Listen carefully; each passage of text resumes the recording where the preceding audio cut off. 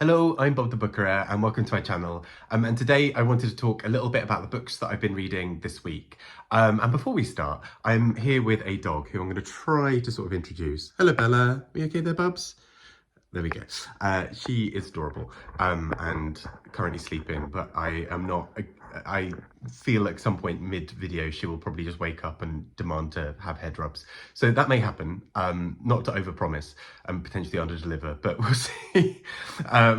She's a sweet little one. But anyway, let's get talking about some of the books I've been reading this week. First up, I wanted to talk about a book that is no stranger to a book prize. It's the International Booker Prize winner from a couple of years back, A Horse Walks into a Bar by David Grossman and translated by Jessica Cohen. And this is a book that I think is really something quite special. It's a tough read at times for several reasons. The main character is awful, essentially, is a big part of it. If you're not good with books where the main characters are intentionally unlikable, this may not be for you. But there's something so distinctive about it. And I think particularly in terms of it being a translated work, there's something really phenomenal going on in terms of the translation job here.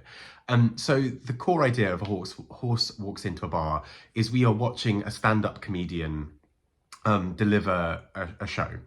And if you've watched Baby Reindeer and you have seen that moment where the comedian is doing a stand-up show and it becomes this really cringy, really awkward, really difficult thing where he's also really bearing his soul, that's kind of what happens for parts of this book.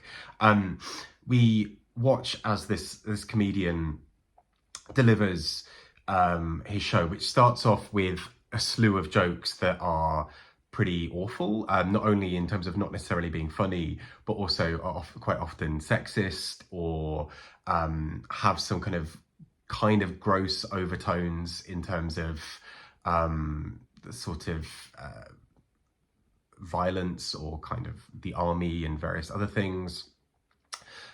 He is crass and crude and kind of everything. And he is difficult reading in that sense. However, I think this book's real brilliance is in how it does that. Not only in the fact that this book is largely a comedy set with interspersed bits of kind of conversation and sort of whatever from other people and flashbacks and whatever. And also how that ever got translated. I mean, that is a remarkable piece of work to do that. But also what it then builds to. I think it's incredibly cleverly crafted. The idea is that we watch this man slowly more and more bare his soul and kind of lose control of the crowd, and what start off as these kind of crass, crude jokes eventually become him really bearing his soul on stage. And we start to realize that something's not quite right, that he is really in a difficult way and that many parts of his life are incredibly complicated and difficult, and there are the demons that he's kind of trying to process up on stage.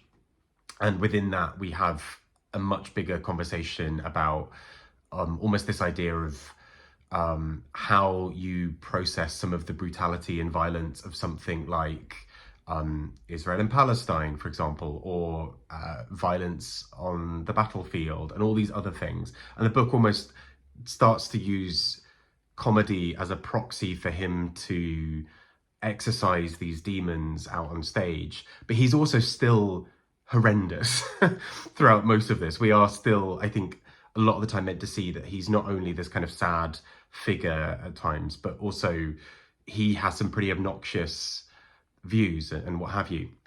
And the book really interrogates this through our audience member almost, a character who is watching all of this, who knows him from various other points in his life. And we see how this almost becomes a dialogue between these two men of trying to assuage some kind of past guilt and kind of overcome something.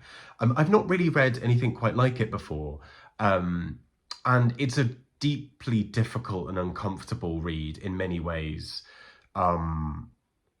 And I see why people would be massively put off by this. I think for me, what really helped was this as an audiobook, because you almost get that sense of it being a stand-up show and hearing the cadence of the joke and hearing the kind of overblown kind of dramatic way that this is delivered. I think is a really quite thorny and tricky book, but one that really kind of caught me at the right moment, and I think is really exceptionally done. Next up, I read All the Good Things You Deserve by Elaine Feeney.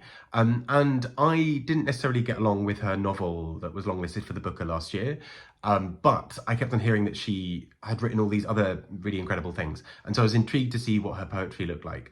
And this, I think, is just a really incredible collection of poems where she looks particularly at violence and sort of sexualized violence and various other things. And she does something really powerful and gutsy with the language. This is really alive and visceral, and it just has this energy to it that I think is really well done.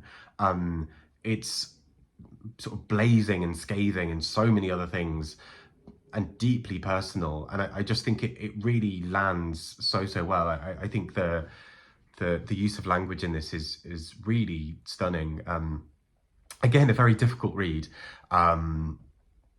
but one that I think just has so much power and force behind it. And it's always kind of exciting and I think interesting to read that kind of the other way around, right? So poets who write novels or novelists who write poetry, and kind of seeing some of what that looks like and how their styles can be very similar or can be quite different.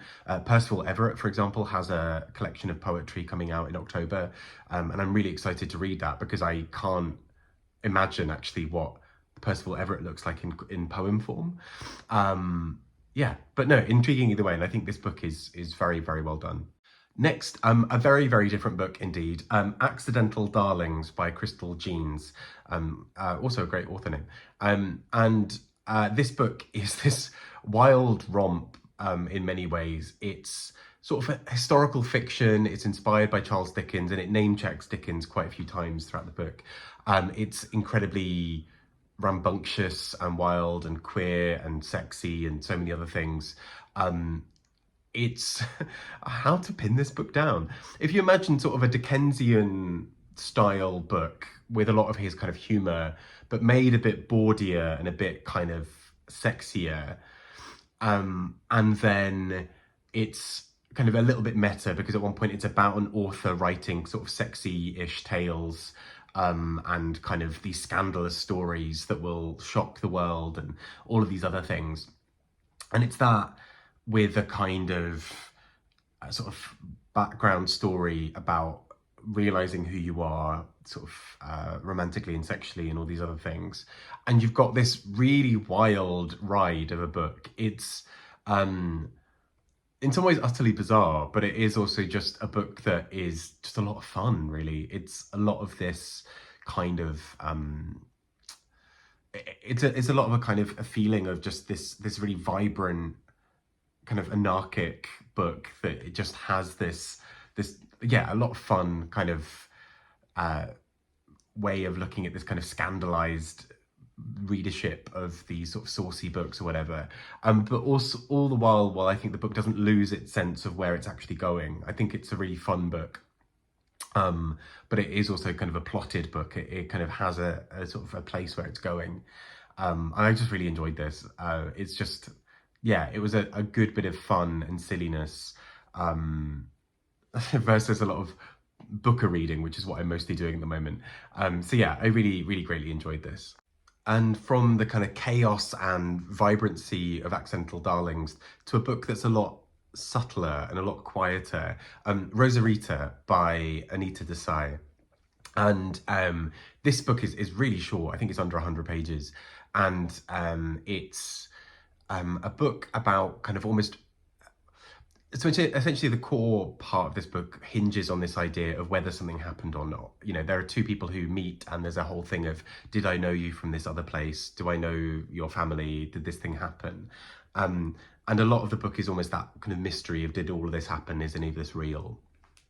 But in between, we have this book kind of has these conversations about art and creativity, and particularly the kind of cross-cultural thing between sort of India and Mexico, and these sorts of this kind of vibrancy around painting and all these other things. And it's this really sort of something I've really appreciated about the few Anita Desai books I've read is she has this sort of sweeping kind of narrator who kind of can watch things happen very quietly, and then something kind of a light gets turned off in the distance or turned on somewhere else, and it kind of changes things in a sort of microscopic way that also just feels so much bigger. And so Rosarita, I just thought was really, really beautiful for this. It just has these it's this very lilting story. And typically books that are 100 pages or so are really sort of straight to the point, dynamic, cut to the bone, just focused on getting to this end part of what it wants to tell. And in some ways, Rosarita almost resists that, but also not a word feels wasted. It's this very lilting, quiet, almost like a wave, just sort of slowly going in and out. Yeah, I thought this was a really interesting and lovely little book. And last but not least, I read Wasteland by Oliver Franklin-Wallis. And this is a non-fiction book that talks about waste and where it goes, which doesn't sound initially like the most exciting or interesting thing. I will say actually that the author does a really great job in making a lot of this engaging and kind of pointing out the kind of the horror of this situation without it feeling completely overwhelming.